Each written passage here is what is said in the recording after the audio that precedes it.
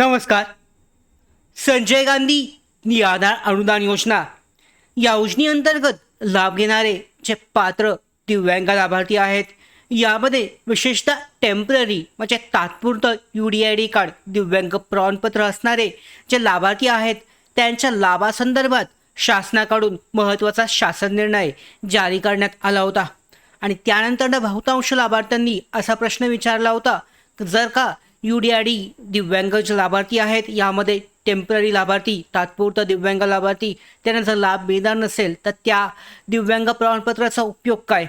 तर याबाबत शासनाने महत्त्वाचा निर्णय, अंतिम निर्णय त्यांचा दिलेला आहे. तर हा अंतिम निर्णय काय आहे, त्याचबरोबर आता जे टेम्पररी दिव्यांग लाभार्थी आहेत यापुढे काय करू शकतात, या संदर्भात महत्त्वाचा आजचा हा व्हिडिओ असणार आहे. जे काही टेम्पररी UDID कार्ड धारक आहेत, टेम्पररी दिव्यांग लाभार्थी आहेत, त्यांच्यासाठी हा व्हिडिओ अत्यंत महत्त्वाचा आहे. सगळी माहिती जाणून घेऊयात. तत्पूर्वी नवीन असाल मराठी बिग गाईड या यूट्यूब चॅनलवर, तर आताच सबस्क्राईब करून घ्या. त्याचबरोबर बेल आयकॉनला सुद्धा क्लिक करा, म्हणजे सगळ्या महत्त्वाच्या अपडेट तुमच्यापर्यंत वेळेवर पोहोचतील. तर आता आपण पाहू शकता, यामध्ये निराधार योजनेअंतर्गत टेम्पररी UDID कार्ड धारक आणि योजना यांच्या लाभाबाबत महत्त्वाची माहिती अपडेट देण्यात आली आहे.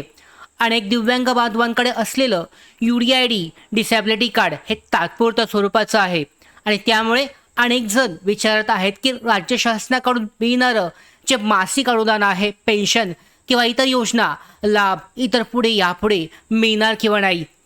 तर सध्या अनेक लाभार्थ्यांच्या खात्यामध्ये एप्रिल, मे आणि जून महिन्यासाठीचे पैसे, पेन्शन जी आहे ही जमा झालेली नाही आहे.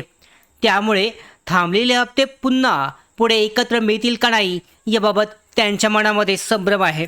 तर शासनाने गेल्या महिन्यामध्ये जो शासन निर्णय जारी केला होता, मला वाटतं मार्च महिन्यामध्ये, शासनाने यापूर्वी 2 GR शासन निर्णय जारी केले असून त्यानुसार टेम्पररी म्हणजेच तात्पुरतं UDID कार्ड धारकांना काही योजनांमधून वगळण्याचा निर्णय हा स्पष्ट करण्यात आला आहे.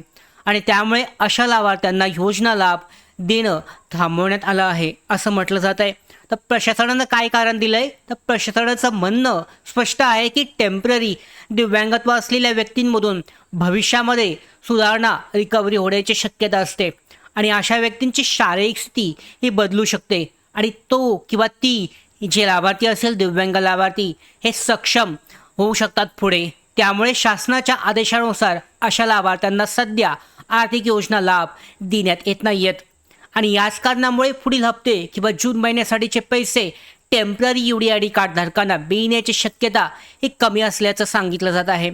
प्रशासन शासनाच्या GR प्रमाणेच काम करणार आहे. जो काही शासन निर्णय जारी झाला आहे त्यावर पुढे निर्णय झालेला नाही आहे आणि या कारणामुळे प्रशासनाकडून जो काही GR दिलेला आहे, ज्या मार्गदर्शक सूचना आहेत, त्या पद्धतीनेच पुढचं काम केलं जाईल आणि त्यामुळे दिव्यांग बांधव जे आहेत, टेम्पररी UDID कार्ड धारक, त्यांचा लाभ हा यापुढे बंद होणार आहे.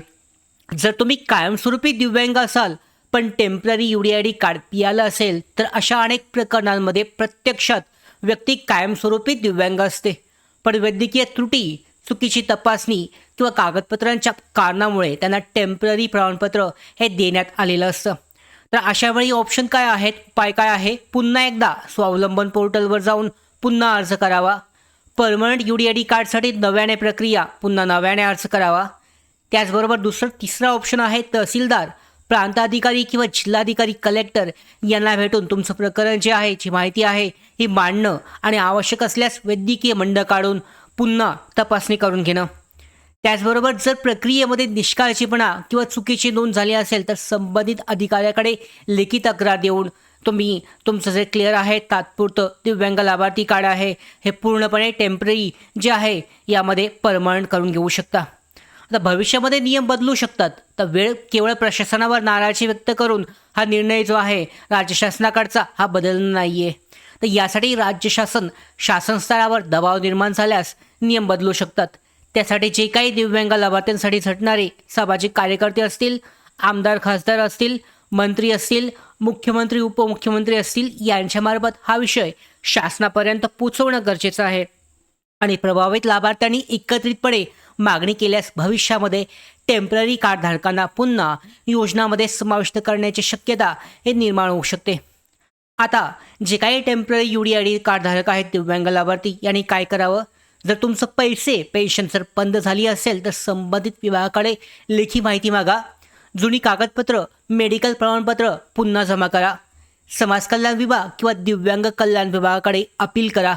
आणि जर तुम्ही कायमस्वरूपी दिव्यांग असाल तर पुन्हा एकदा परमनंट UDID कार्डसाठी पुन्हा अर्ज करा.